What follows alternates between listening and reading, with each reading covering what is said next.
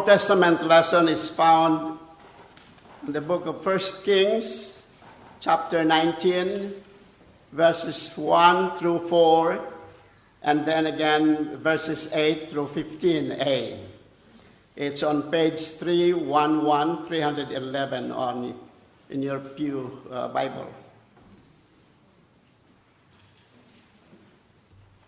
Let us listen reverently to the words of the Lord.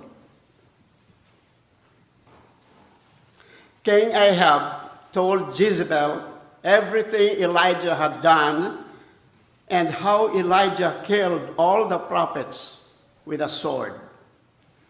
So Jezebel sent a messenger to Elijah saying, "May the gods punish me terribly if by this time tomorrow I don't kill you just as you killed those prophets." When Elijah heard this, he was afraid and ran for his life, taking his servant with him. When they came to Beersheba in Judah, Elijah left his servant there. Then he walked for a whole day into the desert. He sat down under a bush and asked to die. "I have had enough, Lord," he prayed. "Let me die. I am no better than my ancestors." Then he lay down under the tree and slept. Elijah got up and ate and drank. The food made him strong enough to walk 40 days and nights to Mount Sinai, the mountain of God.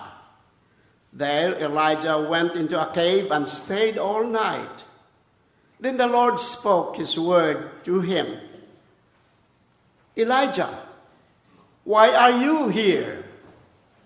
He answered, "Lord God, all-powerful, I have always served you as well as I could. But the people of Israel have broken their agreement with you, destroyed your altars, and killed your prophets with swords. I am the only prophet left, and now they are trying to kill me." The Lord said to Elijah, "Go, stand in front of me on the mountain, and I will pass by you." Then a very strong wind blew until it caused the mountains to fall apart and large rocks to break in front of the Lord. But the Lord was not in the wind.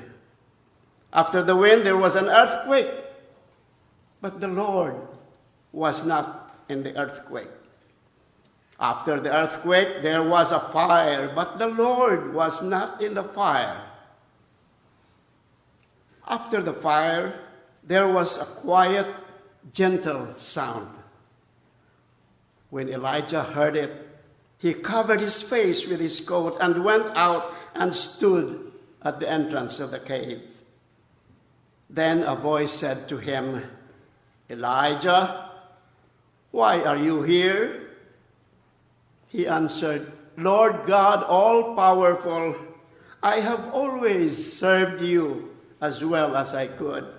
But the people of Israel have broken their agreement with you, destroyed your altars, and killed your prophets with swords. I am the only one left, and now they are trying to kill me too."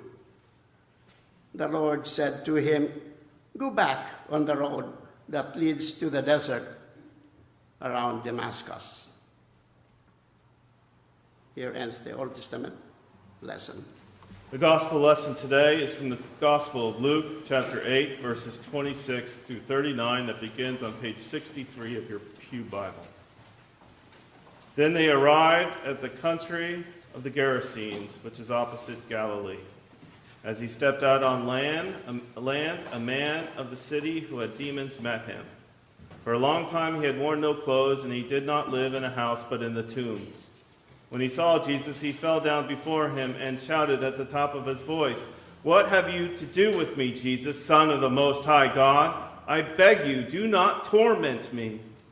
For Jesus had commanded the unclean spirit to come out of the man, for many times it had seized him, He was kept under guard and bound with chains and shackles, but he would break the bonds and be driven by the demon into the wilds.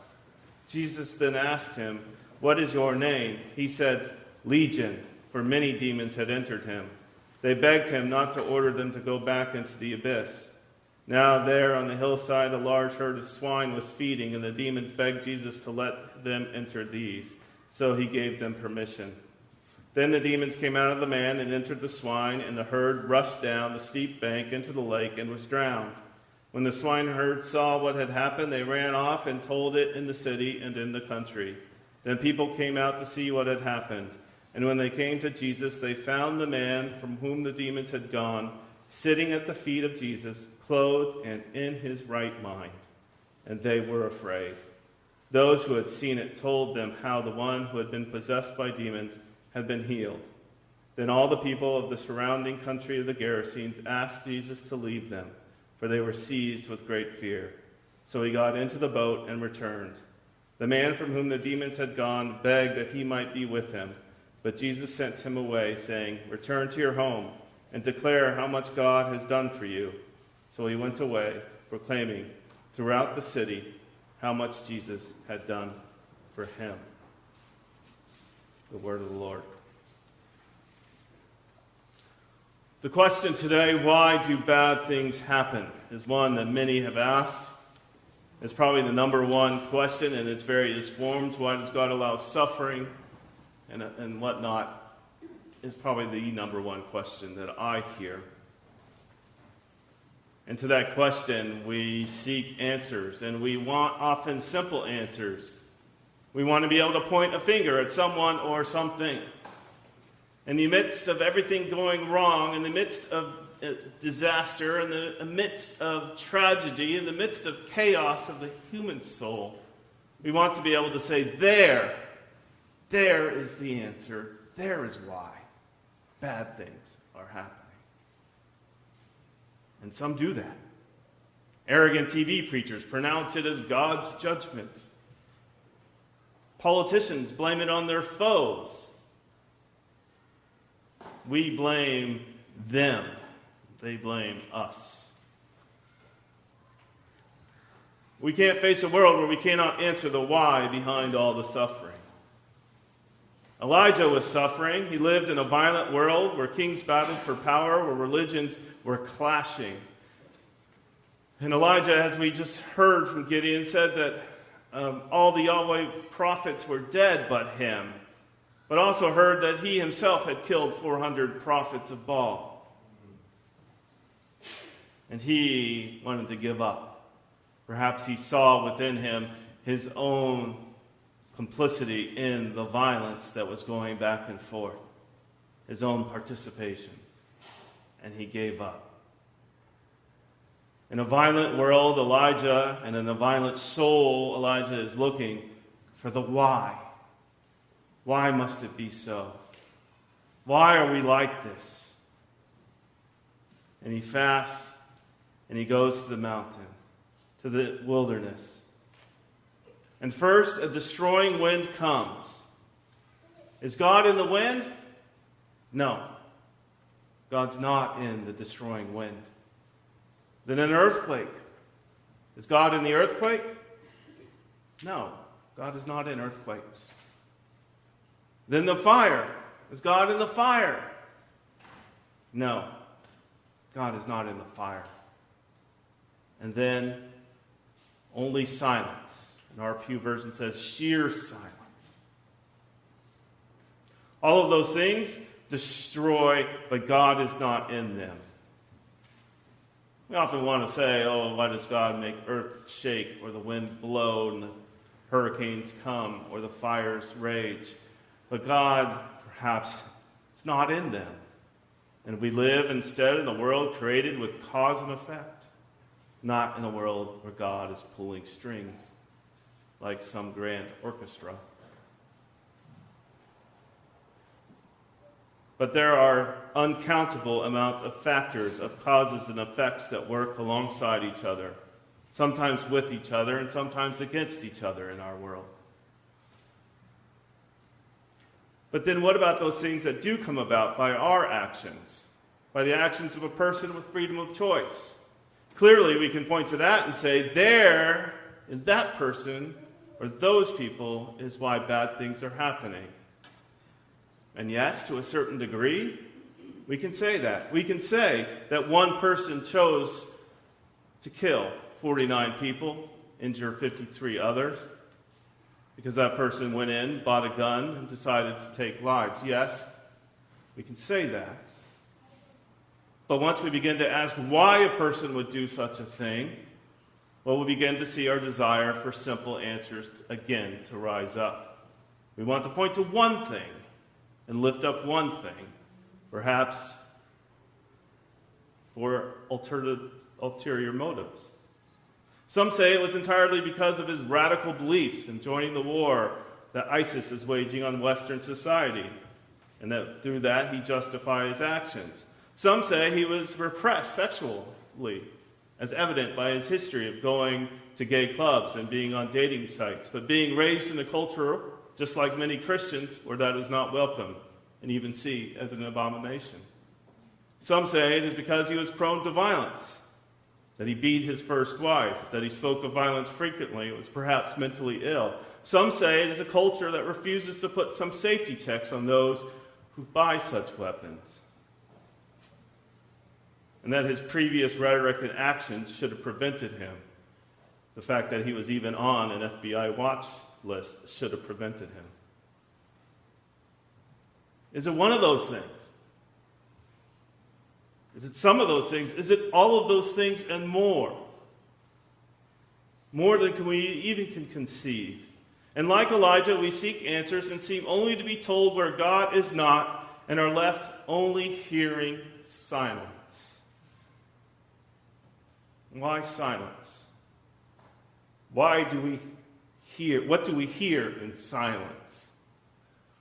Well, when I try to be quiet, I hear my own thoughts. I've tried meditation, and the practice is to quiet those thoughts. It's not easy. We don't like a lot of silence. Why most people probably don't try to meditate. We hear a lot of voices in our heads, a lot of thoughts. In the New Testament passage we just read, Jesus barely steps off the foot of the boat when he's met by a tormented soul. When Jesus asks his name, he says, Legion, for there are many. In Jesus' time, a Roman legion was about 5,000 soldiers. Towards the 3rd century, it went down to 1,000, but in his time, it was 5,000. Now, I don't know what to say about the existence of demons. That's another question entirely. I don't believe in the Hollywood portrayals. It's easy to want to blame things, on outside forces that influence us and remove our responsibility. But today, I'll just say that there are voices. There are voices that are rooted in anger, rooted in hate, rooted in fear that can take hold of people. They are the voices that torment us and propel people to lash out in word or deed against those who come in the name of love, in the name of God. They are the voices and attitudes and moods that seek to possess all of us. And we have all heard them and we hear them within, in our own silence, as well as being blared at us from without. And these voices certainly aren't silent these days. We hear them every time we read the paper, listen to the news, or go online. Maybe even in the voices we surround ourselves with and the people we surround ourselves with. They are the voices that have gotten into tongue twisters, trying to claim love for all people, even our gay friends, but then say that a whole part of their identity is not welcome or must not be practiced, or that they don't get to live out the love and the intimacy that we all take for granted. It's duplicitous. And then we see in this world today, gays and lesbians are 2 to 6 times more likely to commit suicide than heterosexuals. Almost half of the gay and lesbian teens state that they have attempted suicide more than once. And it has been conservatively estimated that 1,500 gay and lesbian youth commit suicide every year. We either love them and welcome them and who they are and their relationships, or we do not love them. And they are welcome here. church has welcomed them to be elders, deacons, ministers. If you are here today, know that you are welcome completely and fully. There are voices that say we cannot love people of another religion, or specifically Islam, yet there are some Muslims who could teach us a thing or two about what it means to love, who risk their own lives standing against the radicalism rising in their own communities. People have lost their lives doing such a thing, trying to keep these hateful people from hijacking their beliefs. In the silence, there are a lot of voices, and we can point to any one of them to find out why bad things happened, and yet we can point at all of them. But I think we are asking the wrong question. We are looking in the wrong direction. What we need to be asking is, how can we make good things happen? Yes, bad things happen, but how can we make good things happen? How do we make love happen? I believe Jesus came to show us how. I believe many others of other faiths have come too. And if we are able to silence our voices, if we are able to find in silence one voice, the voice of love, the voice that Jesus spoke with and others have spoke with, if we are able to hear that voice, then perhaps we can find that we are all together, and we are all in this together, and that we can cast out the anger, and we can cast out the violence, and we can cast out the hate, and we can cast out the prejudice, and we can sit, and we can hear, and we can come to our senses and be sane, and perhaps bring some sane, loving action and words to this world, this tormented world. May it be so.